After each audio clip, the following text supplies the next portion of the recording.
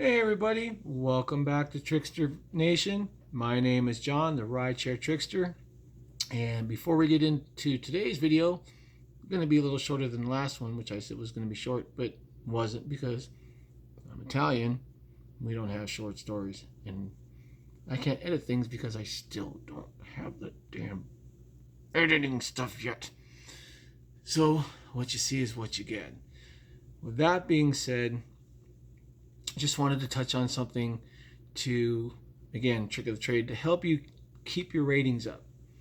Ratings are, to me, just a way to keep you motivated. I've got 2,400 plus rides with Lyft, and I've got a solid 5-star rating. And, that's pretty cool. I feel good about that. It lets me know that whatever I'm doing out there, people are having a good time. They're enjoying the rides, and I'm getting 5 stars on them. So, aside from a motivational factor, I don't think there's a whole lot much more to it than that. But low ratings obviously can get you suspended or temporarily or even permanently deactivated. So, what I've learned with driving with Lyft, and this is something that I've done on a very regular basis, unfortunately, Lyft has a really neat policy. If a driver doesn't, again, unedited, no software. If a passenger doesn't rate you within the first 24 hours, Lyft's system will automatically give you 5 stars. Kind of rocks. I like that. Maybe that's why I got 5 stars. Nobody's rating me. No, I'm just. It's got it. Anyway, all kidding aside, ratings are important. If your ratings drop, again, temporary or permanent deactivation. I mean, it's a fun gig. I enjoy it. I enjoy the people I meet. I enjoy the areas I get to drive in, and I like the opportunity to go out there and see places that I normally wouldn't drive to on a regular day. So, but anyway, trick of the trade. Lyft will remove one bad rating. I believe it's every week. It may be once a month, but in any case, what happens if you're on a ride and you get a passenger and they're just snooty? You thought I was going to say something else, didn't you? Or they're very demanding or condescending or demeaning, you have to do this and I paid for this, and blah blah blah blah blah blah blah blah blah blah. Well, if that's just who they are, that's who they are. Fine, deal with it. Whatever. You're not going that far, hopefully. When that ride is over and they exit the vehicle, if they truly deserved a really low rating, give it to them. But if you're going to give somebody an extremely low rating, and I'm talking 2 stars or 1 star, and I've done it, justify your rating. With Lyft, you can add a comment to that rating. Be professional. Tell the truth. But make sure that when you leave that 2 star or that 1 star rating for that passenger, that you have documented everything on the app. You've put in your comments as to why you left that rating. And then submit it. Then turn the app off and call Lyft support. Tell them the situation.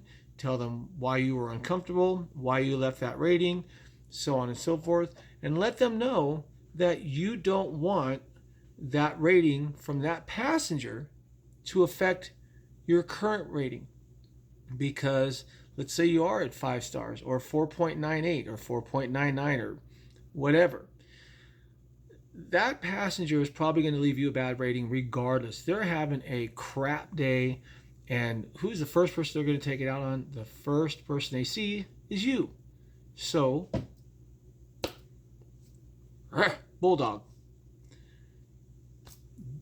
Just turn up the music a little bit, drive them to where they need to go, let them get out of the car, do your 2 or 1 stars, document. In the medical field, if it's not on paper, it didn't happen. Document everything. Then, like I said, hang up, call Lyft support and tell them why you left the rating. Lyft, I've been very happy with their customer or with their driver support team.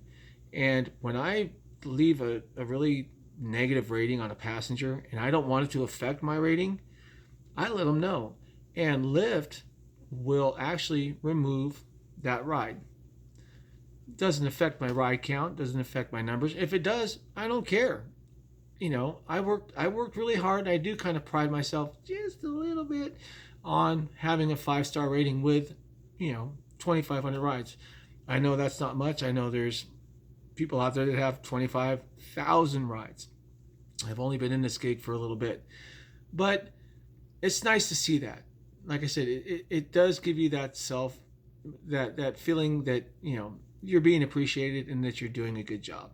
So again, low ratings, 2 stars or 1 star or lower with Lyft, document it in the comments, submit it, make a phone call, tell them what the problem was, have them remove the ride, and Lyft would be more than happy to do so.